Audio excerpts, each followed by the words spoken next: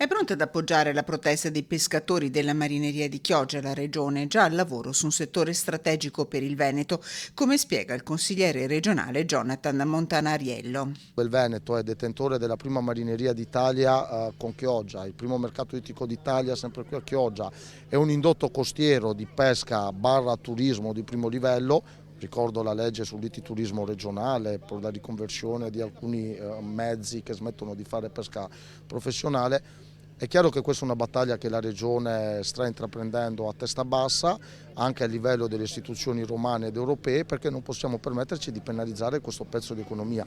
Il caro gasolio, che ha toccato aumenti del 60%, si va ad aggiungere al problema dell'innalzamento delle barriere del Mose, che blocca l'ingresso o l'uscita dal porto delle imbarcazioni, e al problema del fermo pesca su cui si sta discutendo in Europa.